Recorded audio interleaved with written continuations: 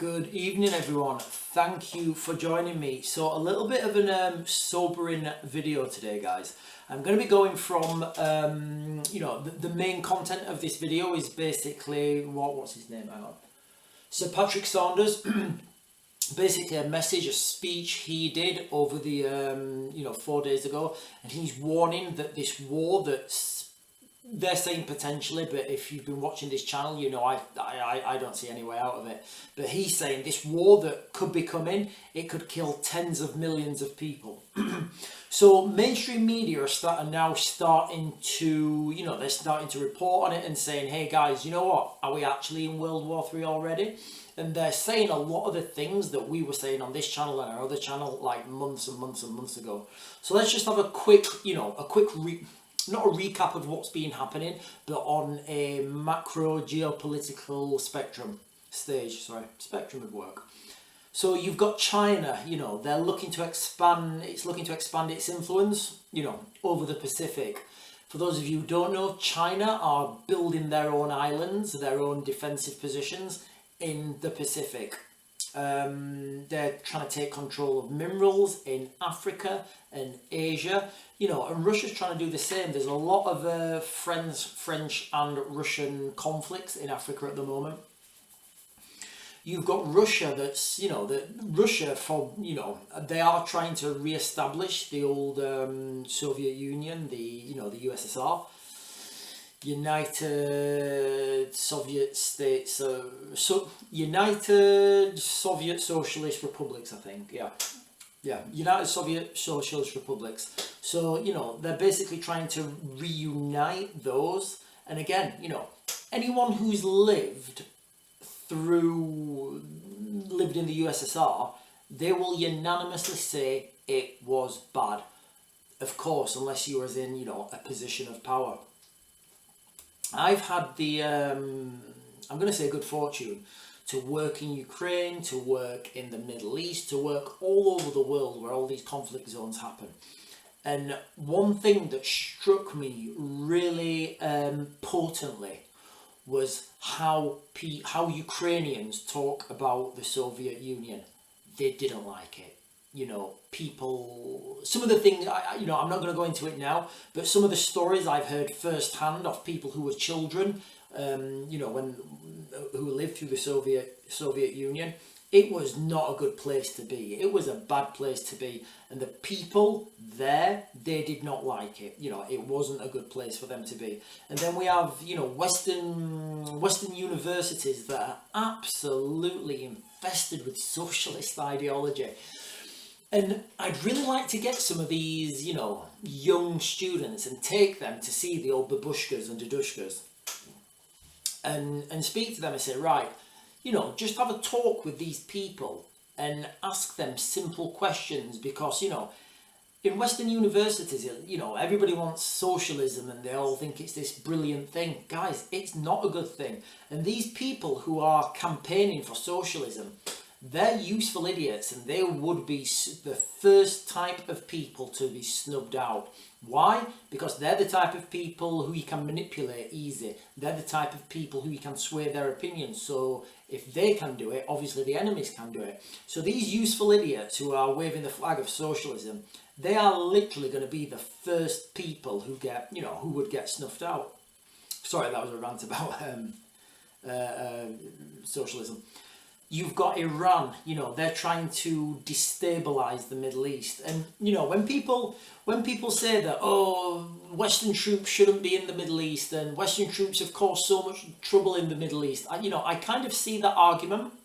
But let's look at the withdrawal from Afghanistan. Let's just, what we saw. Let's not even worry about opinions of what happened and who said what and who did this and what was fake news.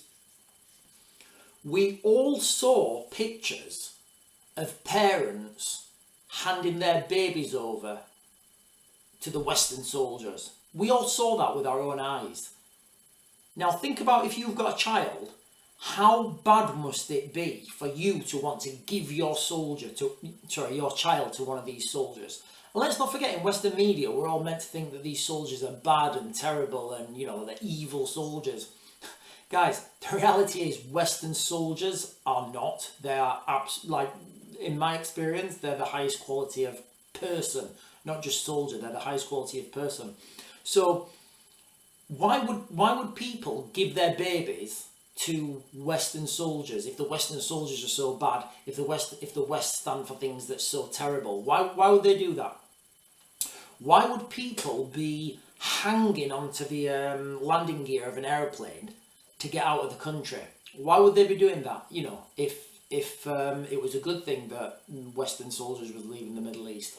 You know, you've got to look at these things and put them into context and think, right, forget about what the media, I mean, guys, you know, the withdrawal from Afghanistan, we forget how big a deal that was, and it's just being washed aside at the moment by, you know, it's literally just being washed aside because of other, you know, the developments that have happened in the world.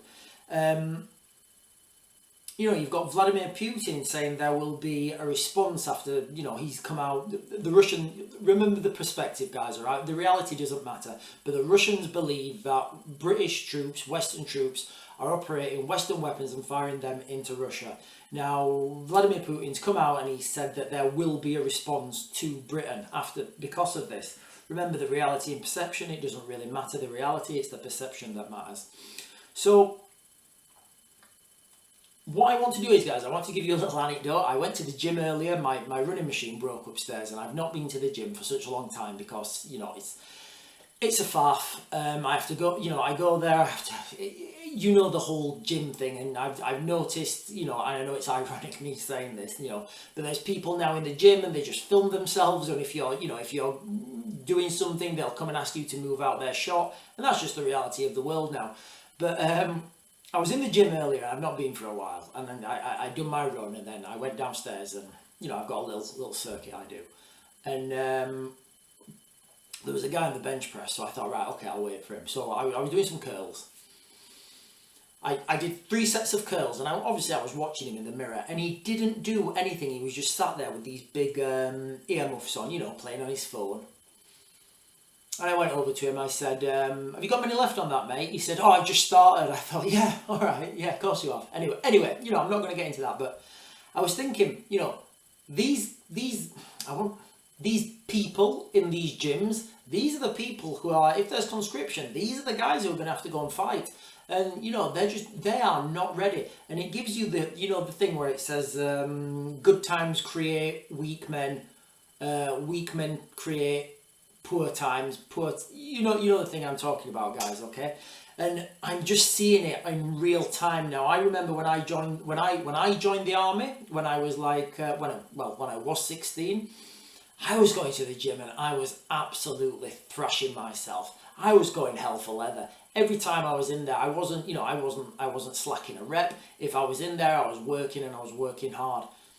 Now people go to the gym and they see it as like, you know, and again, you know, it's a whole culture thing. But what I'm trying to get to is here, guys, is people really have no idea, and they are blinkered by their, you know, by their mobile phones and whatever celebrities on the TV. I don't even know, guys. You know, so that's the reality, okay? And as we're moving forward, and we're moving closer and closer, because, you know, who is it? I'll read it in a minute. Some mainstream media are now talking and looking at the world like I did months ago and saying, guys, you know what? There's an argument here to say we are already in World War III. So let me just quickly read you, is it this one? Yes. So this is from Sir Patrick Saunders. He's the outgoing chief of the army. So he talks about, where are we? Yeah, where are we?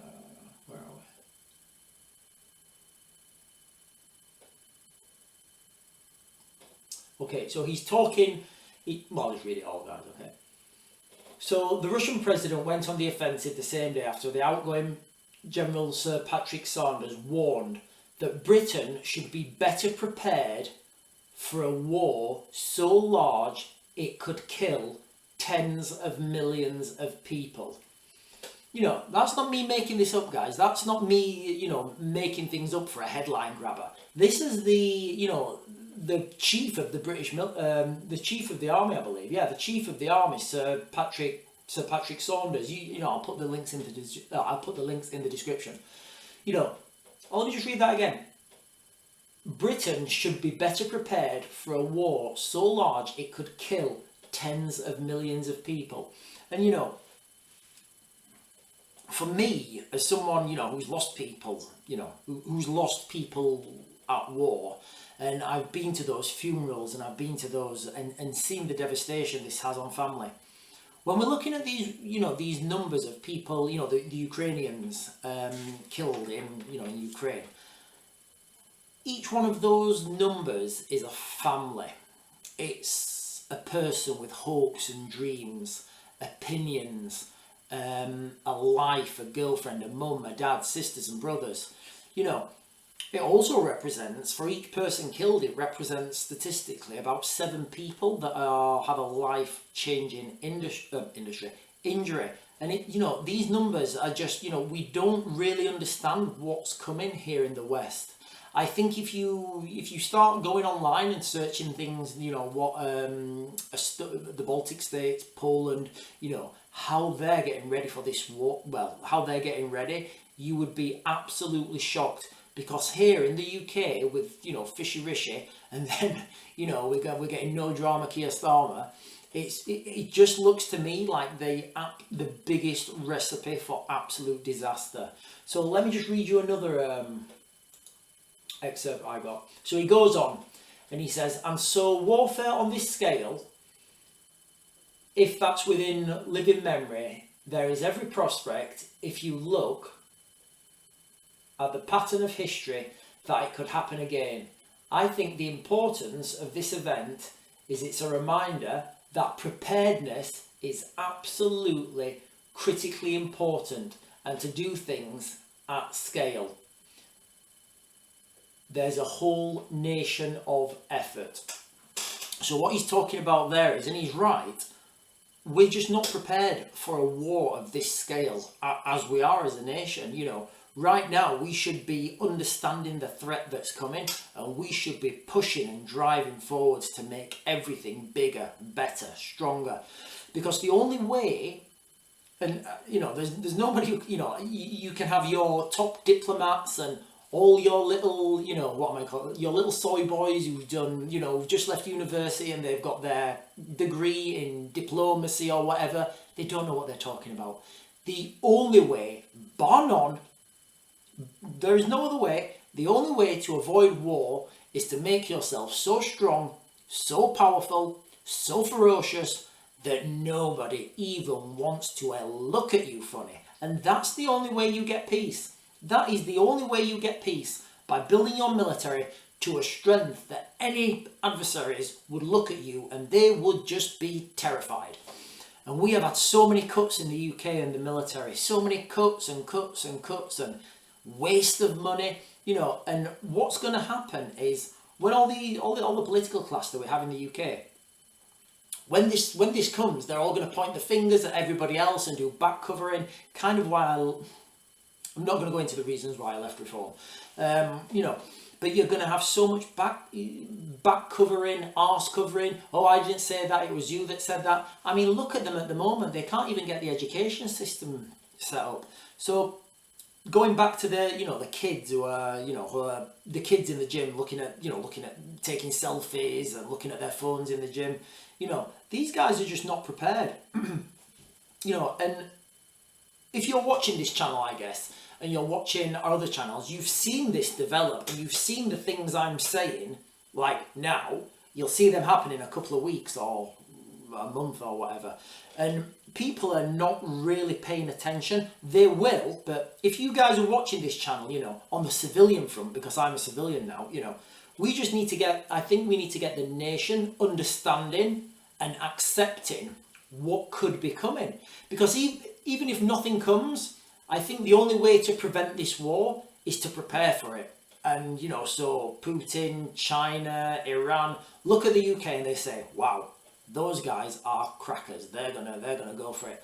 I think there was when going back into history, the Romans tried invading the UK twice. Well, Britain or whatever the island was called at that time. The first time they invaded, you know, the people in what we call now Britain, they knew that the Romans were coming, so they just went crackers. They just went wild and started just fighting, and the Romans were like, we're good, thanks, we're good. You know, and that's the only way you can fend off these, you know, these attacks. If you look what's happening with the Russian military-industrial complex and the Russian military procurement system, I've heard reports that the Russians are replacing 1,000 tanks every month. I don't know if this report's true. I've not seen the tanks myself move into battle, and I've not seen this, and I don't know, you know, where they're coming from. But, you know, there's plenty of articles saying this. Now, I think we have 200 tanks in the UK, and I get, you know, and I get the argument, you know, where people are saying, yeah, but our tanks are more advanced and they're more this and more that, and I get that. But still, guys, the Russians are replacing 1,000 every month. So that's like 1,000 tanks for every 1 hour over 2 years or whatever. You see what I mean, guys, okay? The war that we're heading towards now is going to be a war of industry. It's not going to be a war of special forces, you know, behind enemy lines in Chinook helicopters, doing all that sort of stuff. It's going to be production, it's going to be manufacturing, it's going to be people, it's going to be the whole nation. And if we want to, you know, I don't like using the word win, because nobody really wins a war. I mean, who really won the Second World War? I mean, the Germans lost a load of people, Britain lost a load of people, Russia lost a load of people, the Americans lost a load of people. All that money that was spent on war should have been spent on, again, me being a nerd, should have been spent on space infrastructure and looking to the stars. But we didn't. We spent it all on bombs and then nuclear bombs and all this sort of wild stuff. Literally, stuff that explodes, and once it's exploded, it's like, oh, right, but I'd have preferred, I mean, I think the old people where I live would prefer a better bus service than bombs dropped on Russians. But equally, you know, this has to, you know, it has to be a global consensus that we just stop wars. But anyway, guys, I've rabbited for too long, so I think what the end of this video is, I just want people to understand and keep an eye on the news and look what's coming, because you're getting more and more high profile people coming out, more and more mainstream media now coming out saying, hey guys, well actually, you know what? We think World War III may have started actually, and then they're saying what I said months ago, that World War II wasn't actually called World War II until well after it was over. You know, nobody calls these, you know, nobody says these things while they're in them. It's only when you look back. You know, World War One, you've got the Franz Ferdinand moment. You know, in Second World War, you've got obviously Germany making big advances and actual declarations of war.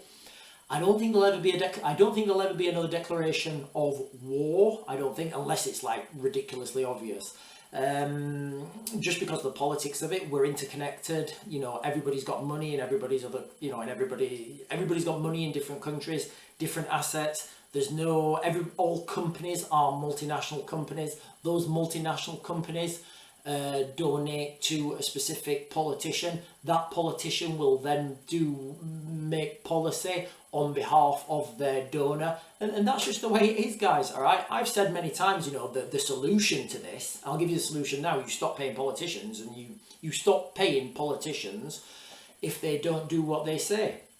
You have rather than pay your council tax each month, you pay, I worked it out for my little town where I live, it would be 50 pence. 50 pence from your council tax, you can decide where that money goes. So your politician, whoever he is, Joe Bloggs or whatever, if you elect them because they say they're gonna, I don't know, get you an extra bin service on one bin service a week, if you then look at your politician, you think, you know what, he's not done anything he asked for, you just withdraw your payment for him, and then guess what, you get Joe Bloggs, the politician, working really, really hard because he wants to get paid. And that is the only way we can sort this mess out. We need to stop paying our politicians for 4 years for doing nothing, and you also need to pay them more if they do a better job. You know, because these guys, you know, they don't, on the grand scheme of things, they don't get paid. I know this is going to sound terrible, but when I used to work for when I used to work in Iraq, I had 2 jobs. my first job was working for the gas and oil industry. My second job was working for the embassy. When I was working for the gas and oil industry, those guys had, you know, they got bonuses for the work they did. So if they managed to get a project off the ground, if they managed to get so much oil production, so many barrels of oil, they would get huge bonuses. And guess what, guys? They worked every hour God sent because they wanted that bonus, they wanted that money, they wanted to drive, they wanted to succeed, they wanted better for their families, they wanted to make more for themselves. And then I worked for the British Embassy.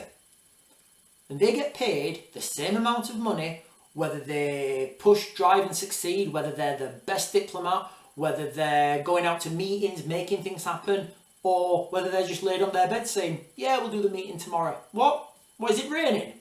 Oh, we'll do the meeting tomorrow. You see what I mean, guys, okay? You need to incentivize people to work hard. And it would literally cost, it wouldn't cost anything. All you would need to do is have a national effort to say, right, okay, guys, rather than you politicians get a salary, fixed salary for 4 years, whether you work or not. Because guys, once we elect these politicians, they don't need to do anything for 4 years and we can't get rid of them. You know, so once you get elected, you know, rather than get a fixed salary for 4 years, what we're going to say is 50 pence from my council tax, I get to choose where that money's spent. And if I think you're doing a good job as a politician, I give you that 50 pence. And if not, guess what? You don't get paid. And then overnight, guys, you would see a different class of politician. You would see capable people, because most capable people don't want to deal with politics. They're like, I'm not bothering with that. I'm going to work in the private sector where I'm going to get paid, where I can support my family and give my family a lifestyle that, you know, I want to provide for them. Whereas it's usually, not always, it's usually the lower, the people who are not as competent. Look at the politicians, guys. Just look at some of them, and you look at them and you're like, wow, can you even tie your own shoelaces? But anyway, guys, sorry, I'm ranting. Purpose of this video, we need to understand, we need the civilian population in the UK to understand what's coming. Look at mainstream media, look at my videos, and then look what I've said previously and look what's happening now. And just understanding and be as ready as you can be. Get fitter as well, guys, because you know what? Nobody ever complained about somebody being too fit. Anyway, guys, that's me. I'm going to mag to grid. I hope you are, what time is it? Hope you have a great night and I'll see you in the morning.